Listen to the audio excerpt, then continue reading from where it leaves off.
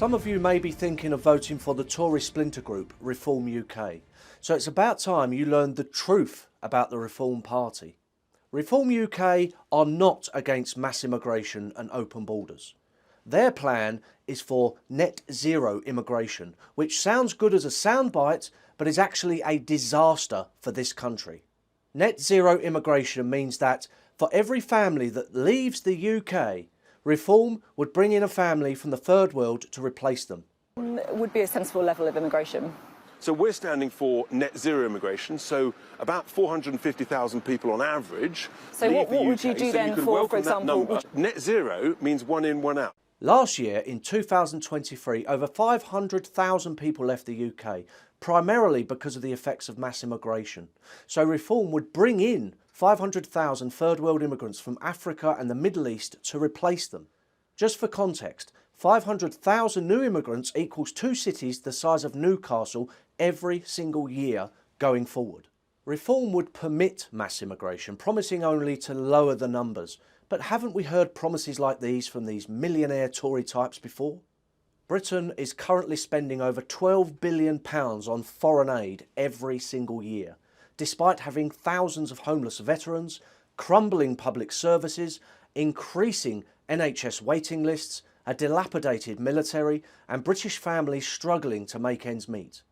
Reform's policy is to carry on wasting billions in foreign aid every year, despite all of our domestic problems. Despite all of the chronic problems we have in this country, the leader of Reform, Richard Tice, actually spent part of the Wellingborough by-election campaign over in Ukraine, trying to keep that war going for as long as possible, at great cost to the UK taxpayer. We cannot even stop the illegal immigrant dinghy invasion in the English Channel and secure our own borders, but Reform wants us to waste billions protecting someone else's borders. It's absolute madness. Richard Tice also stated that certain people should be forced to take the COVID vaccines, even if it was against their will.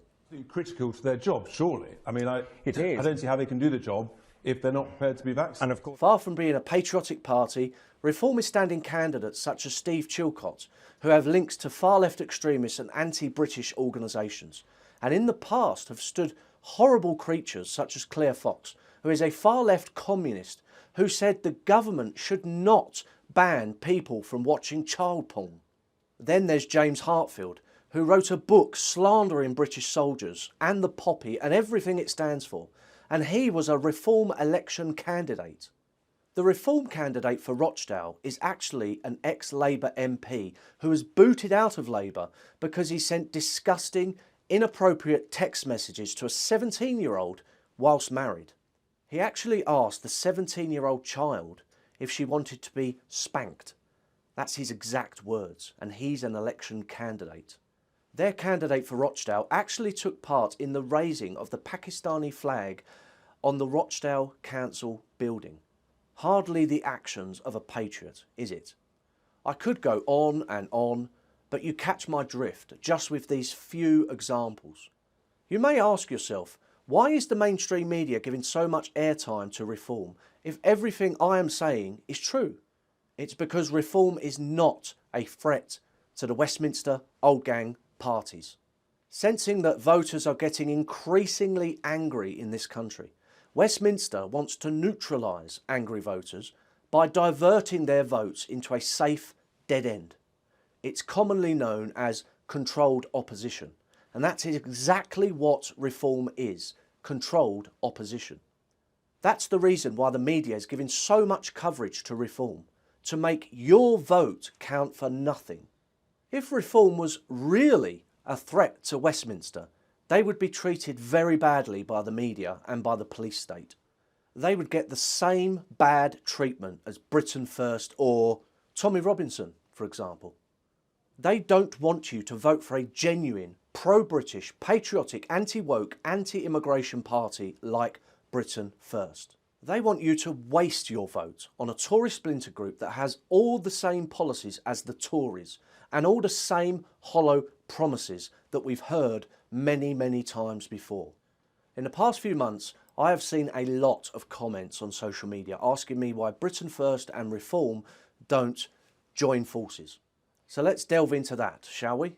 Reform UK specifically bans Britain First members and activists from joining their party. That's an official clause in their constitution.